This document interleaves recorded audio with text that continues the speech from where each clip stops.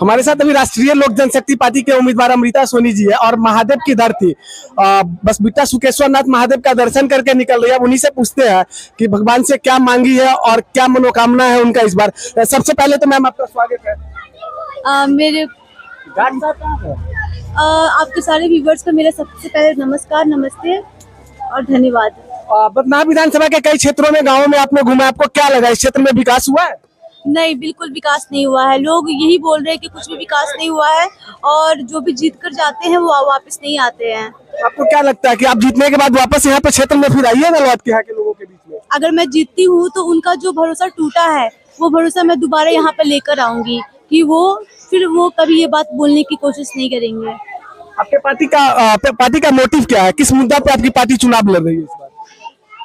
मेरा पार्टी का मुद्दा तो मुझे नहीं पता, वो तो मुद्दा बना है, लेकिन मेरा मोटिव जो है, मेन मोटिव है कि बथनाहा में मैं आई हूँ तो मैं अपने दिल जान सबसे मिलकर मैं यहाँ पे पूरा काम करूँगी, विकास करूँगी। यहाँ पे जितने लोग अभी काफी नाराज है और काफी पीछे है और यही जो नाराजगी है उनको दूर करने की कोशिश करूँगी मैं।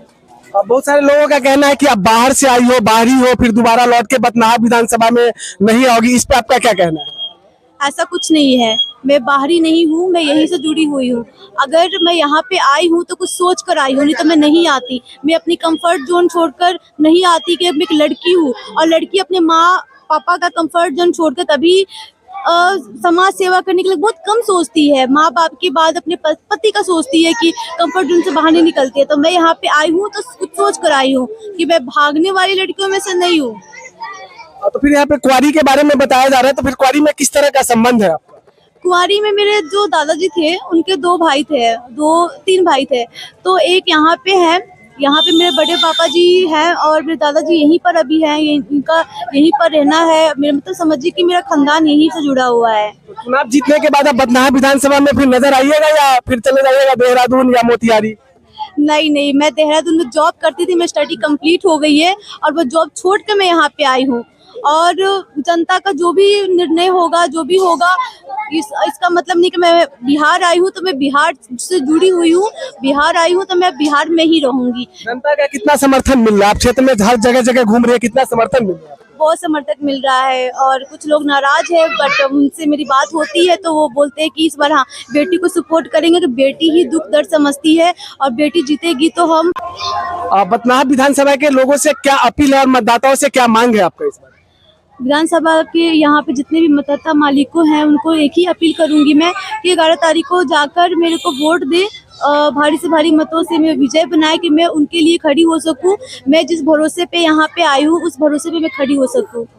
सिंबल क्या है आपका इसका? सिलाई मशीन है, क्रमांक नंबर 2 पे है। और क्षेत्र में जगह जगह आपने घूमा है, मतलब यहाँ का क्षेत्र विकास से काफी कोसों दूर है, तो फिर आपका विकास का क्या मुद्दा होगा? यहाँ पे किस किस मुद्दा पे आप विकास करने के लिए आई है? सबसे पहले तो बताया मैं शिक्षा से जुड़ी हुई हूँ तो मैं यहाँ पे शिक्षा व्यवस्था पे काम करूंगी और उस पे काम करूंगी। और यहाँ पे एक नदी है, जो एक नदी है जिसपे हजारों किसान उस नदी से जुड़े हुए हैं। सिलापेट पे जहाँ पे जो नदी है तो उस पे मैं सबसे पहले उस पे भी काम करूंगी, क्योंकि हजारों किसानों के पेट पलते हैं, उससे काफी नाराज भी हैं कि वो काफी दिनों से वो ब्रिज बना हुआ नहीं है, तो मैं उस पे भी काम करूंगी। रोजगार पे क्या कहना है आपका? आप युवा है और शिक्षा से जुड़े हुए, तो रोजगार पे युवाओं के लिए क्या कहना है? रोजगार के लिए यही बोलूंगी कि युवा जो है जब तक वो अच्छे से शिक्षा प्राप्त नहीं करेंगे तब तक रोजगार भी नहीं आएगा। और रोजगार के लिए मैं यहाँ पे पूरी कोशिश करूंगी। मैं जीतती हूँ तो ऊपर आवाज में उठाऊं कि यहाँ पे फैक्ट्री बनना चाहिए, कंपनी बनना चाहिए, कि रोजगार खुद ही आ जाएगा।